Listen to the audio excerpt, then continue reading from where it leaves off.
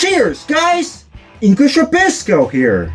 And if you've been in college and have taken more of a sciencey major, but perhaps this applies to any type of major, you've had to deal with weed out classes at one point or another.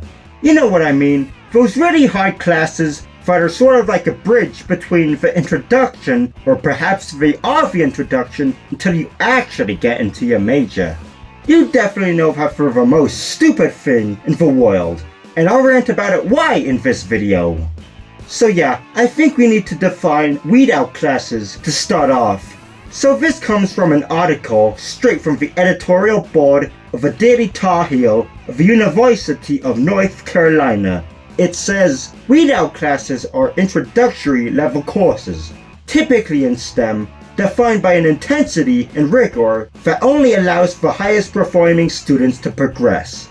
They are the infamous GPA tankers, unskippable prerequisites and barriers to entry for a wide range of high-level courses.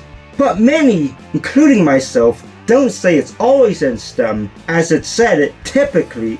Apparently, they can show up in majors of different shapes and sizes, from economics to psychology, and from history to chemistry. They're kind of everywhere. And as a guy who has changed my major a billion times, having to repeat the process of getting into major and then having to take weed out classes over and over again is just the dumbest thing. And it's making me go crazy. So yeah, let me tell you why weed out classes are just terrible. They're just unnecessarily hard. Like, this is the class where perhaps they're just trying to pass, or just trying to get a C in the class. Not even trying to push for a B or an A. Although, yeah, of course, there always are going to be some people who get there, but you're just trying not to fail the class because you need that credit to advance into the next course of which that class you're taking now is required for. Yeah, and like that definition said, there's no other way around it. You can't just take another class instead. That class is required for your major. And the homework we get will consume your time to where you would have to study or otherwise be doing school-related things 48 hours a day, 14 days a week. And if you fall behind in one of the classes, sucks for you, you're gonna have to get caught up, which is much easier said than done. You can't take a little mini break for your sanity, because if you do so, the insanity will become even crazier. And from my experience, there's just not much support for these classes, not many places to get help. Office hours can be limited or far less than what the demand, demands, and there can be few TAs to help you. Now I get it. These weed out classes are supposed to show our devotion to our major or something like that, like they're just for building character. But at the same time, the reason why people are taking the classes, I think, is because they like the subject. They have a passion for the subject. They've always been into it. Sure, there are those who are lost, like me, who are trying to figure out what they want to do for the rest of their life. But guess what? If they don't like the subject or the content of the class or whatever, they can just drop out and take another class. Not everyone can deal with all that rubbish for too long. The intensity of coursework, and more.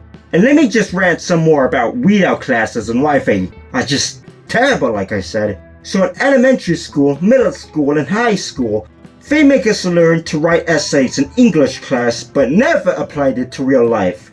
College, on the other hand, is the kind of place where you're supposed to be able to apply that a bit unnecessary experience from high school to your career. Like if you're a scientist, you'll definitely be using that knowledge from high school to write like scientific peer-reviewed papers that you'll be writing in your career after you graduate. Now weed out classes, on the other hand, are just shoving you with so much unnecessary garbage and making it so hard. Like if you're not a mathematician, how often would you need to find the line integral of curve C or whatever? How often do we have to find the transformation to x and y and u to v in our actual lives? Seriously. Yeah, unless someone comes up to you and says, I really need your help. I forgot the password to my phone. but I remember it's the area of a cylinder with radius 4 within a sphere of radius 7 in the first octant. If you can get that, then I can get the password to unlock my phone. That joke comes straight from my instructor for that class, for Calculus 3. I'm not saying all that class is wifeless, but at the end of the day, not all of us is gonna be a bunch of engineers, so yeah. At the end of the day, the education needs to be more practical. It needs to be something we're going to need to know for our careers.